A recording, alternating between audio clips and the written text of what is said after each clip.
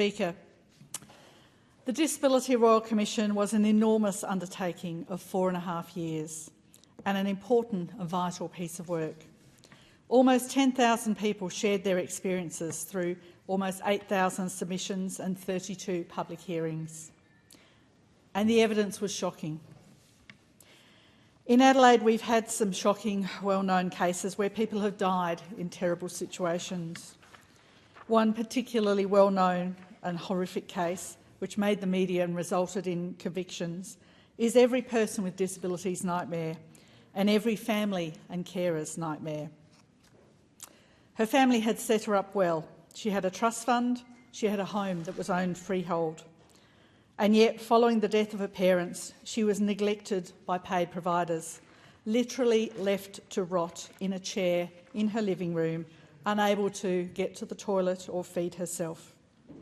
Her money and her possessions, including jewellery, were stolen from her, and she died an horrific death. As a carer, as a parent, as someone who has a caring responsibility for a person with a disability, as someone who gets around in the disability sector, I can tell you this is our biggest fear. That despite every effort to uphold the dignity, the rights, the safety of people with disability, that this can have happened. So I'd really like to thank the 10,000 people who told their stories, shared their experience, their knowledge, their ideas.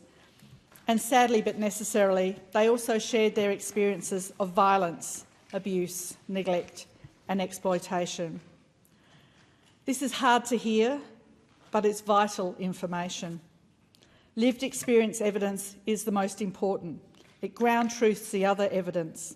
So hearing from all those people with disability, their carers, their families, their advocates, has informed the 222 recommendations that range from safety to human rights to inclusion and access to mainstream services like health and education. The recommendations covered multiple portfolios and all levels of government. And of these recommendations, 172 are the sole or joint responsibility of the Commonwealth. Of these, 130 have been accepted or accepted in principle. Accepted in principle means the policy intent of the recommendation has been accepted, and I want to reassure the disability community that we have heard them and we have listened. We are taking action and we are committed to driving real change across all aspects of society. We are committed to the vision set out in the Royal Commission that people with disability live free from violence, abuse, neglect and exploitation, where human rights are protected, where individuals live with dignity, equality and respect and fulfil their potential, where people with and without disability can live, learn, work, play, create and engage together in safe and diverse communities, where people with disability have the power of choice, independence and the dignity to take risks, where people with disabilities make significant contributions to communities that value their presence and treat them with respect, and that people with disabilities are culturally safe and belong in families, communities and peer networks. The response to the Royal Commission is a joint response of all Commonwealth and state and territory governments. It provides a clear commitment that all levels of government are working together, and we will work in partnership with people with a disability to determine the most appropriate and impactful way to implement reform in response to the recommendations. There are 36 recommendations that require further consideration because they relate to ongoing or recently concluded inquiries or negotiations, or they require further consideration in consultation with people with a disability. There are 6 recommendations that are noted, and there are a further 50 that fall entirely within the responsibility of state or territory governments, and so a response will need to come from those governments. As a federal government, we will continue to be accountable for the progress of those recommendations that are our joint or sole responsibility through 6 monthly reporting on implementation progress. However, as a government, we have not waited for the final report of the Disability Royal Commission to take action to improve the lives of Australians with disability. Our $371 million commitment towards the first phase of its response to the Disability Royal Commission builds on over $3 billion of the last 3 budgets to improve the lives and safety of people with disability in Australia.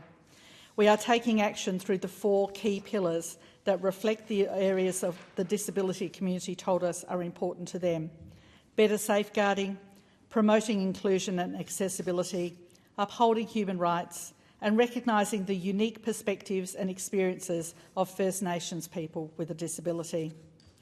Implementing and embedding our shared vision for an inclusive Australia requires a sustained national effort from all Australian governments. This Australian government commits to strengthening safeguards, independent oversight and complaint mechanisms. We commit to listening to the diverse voices of people with a disability and working in partnership to design, implement and evaluate policies and programs that drive reform. We commit to upholding the human rights of people with a disability to enable them to live with dignity, equality and respect. And this Australian government commits to promoting a more inclusive society where people with disability feel that they belong, so that they are respected, they are valued and they are able to fully contribute. Our focus is on fixing problems, but not just that. Our focus is also on creating a better future where people with disability are valued, respected and supported to live their lives with dignity.